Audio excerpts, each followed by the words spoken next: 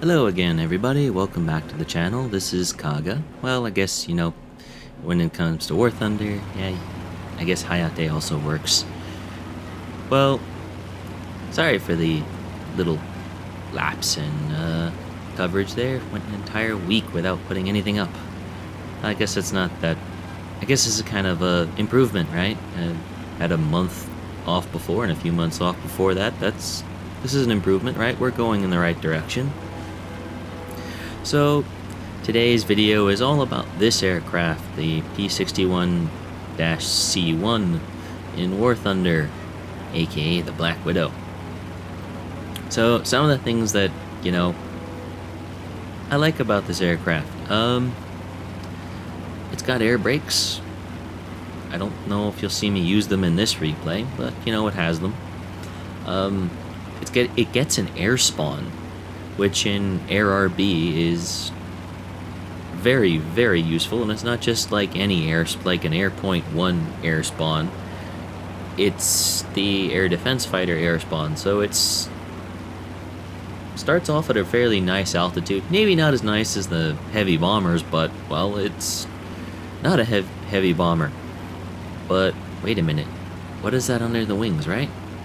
Well, that's one of the things that makes this aircraft special, is that at least within its BR, is that it gets to carry that 4,000 pounds of bombs. Well, for those who use the metric system, that's about 800 kilograms. I'm gonna round to the closest thing, yeah? That's not too bad, right? I mean, basically, you look at that... Actually, no, it's a little more than that, right? 4,000... Oh, no, it's about 1,600 kilograms. Somewhere around there. It's one of those, you look at one of these like mini bases in War Thunder, you see those red circles out there with the bullseye on them? Yeah, you look at them, they die. That's one of the nice things about this. So,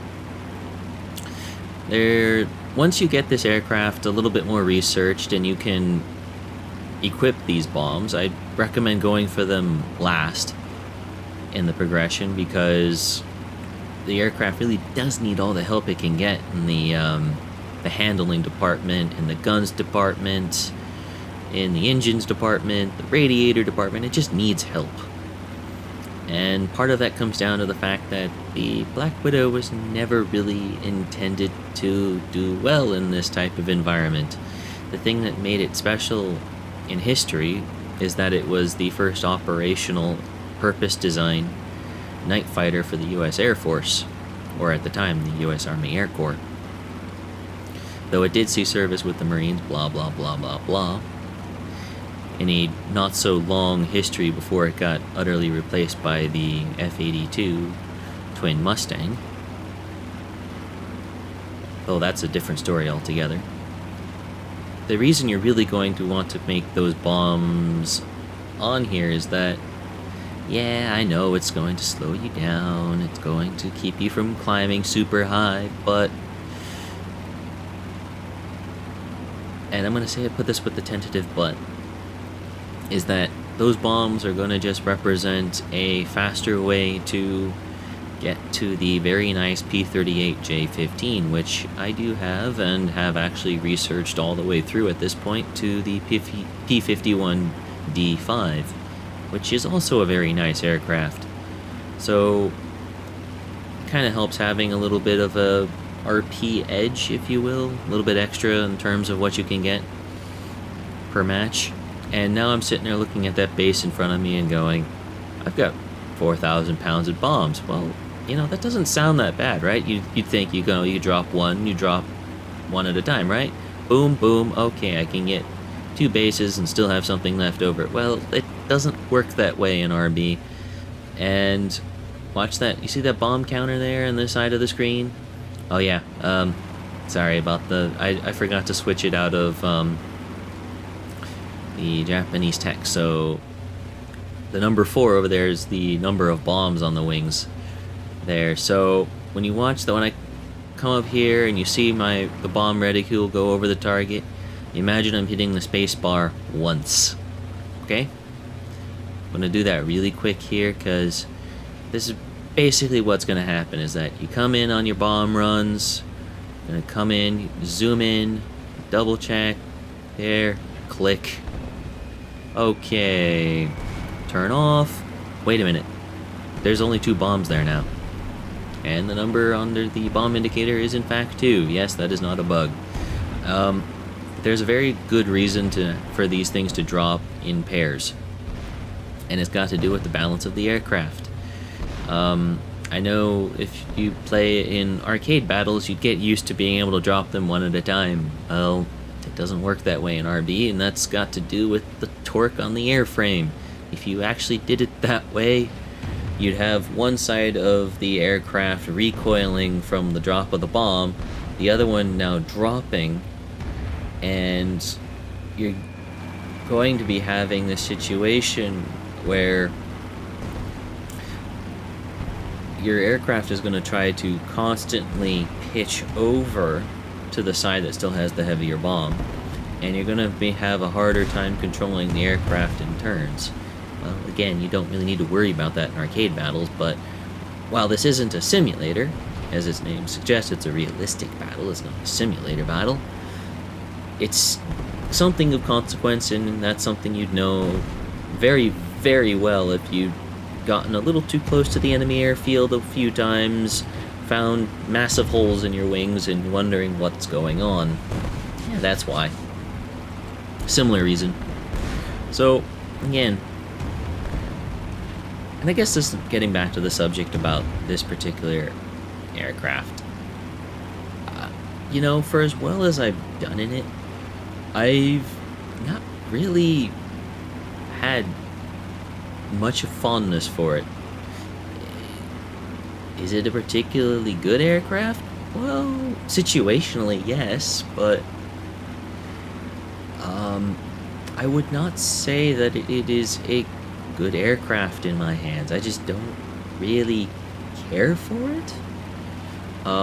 Maybe that's got to do with the fact that, you know, I've gone all the way up to rank 5 in the Japanese tree. I've done fairly well in the British tree in terms of the fighters, and I just come to expect a certain level of performance out of my aircraft, and I haven't really seen that in this particular airframe.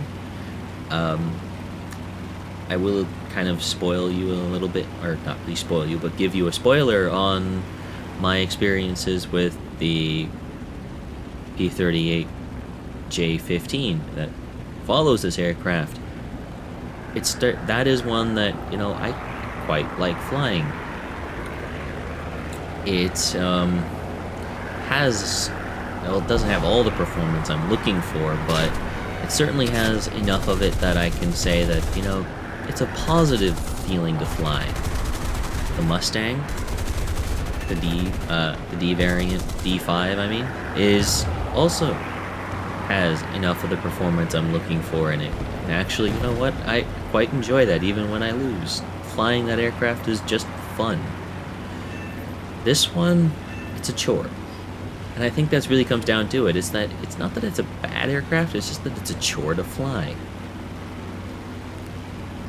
And it comes down to that mixture of, it's an inflexible design in terms of its weapon arrangement, how fragile it is, and what situations you can really get into an advantageous position over the enemy that you can put its almost, I hate to admit it, it's got basically the same armament as the Tiger Cat up at battle rating 6, and this thing's only got like BR 3.7, and you sit back and go, that's amazing. Now, why does this thing just not do or perform as well as that thing potentially can? Well, I guess it partly is down to the fragility. This thing is very prone to snapping things off. It's very prone to looking like a tinderbox. Granted, you know, the lightning is no different, but, you know, at least with the lightning, because of where the tanks are, it's one of those, my suffering is very minimal when that happens. It just goes fire, boom, shred something off, and then I'm out of the battle. When this thing goes, it's kind of it's very drawn out, unfortunately. Well, enough of that about that. Let's start actually talking about the armament, because this stuff is, I have to say, if there was one saving grace about this aircraft, it is those 4 A&M2s in the just under the nose. Those 4 20mm cannons, they are quite nice, as you're about to see me start demonstrating with this enemy here. Oh, there he is. Okay, maybe not this one. Nope. Okay, nope. Oh yeah, and by the way, it has a true turret. Although true to form and true to what the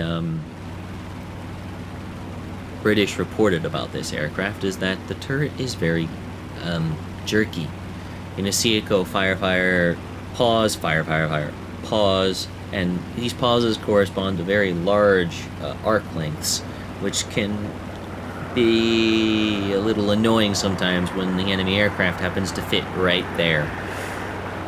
Oh yeah, there we go. Here, hello, Mr. BF-109.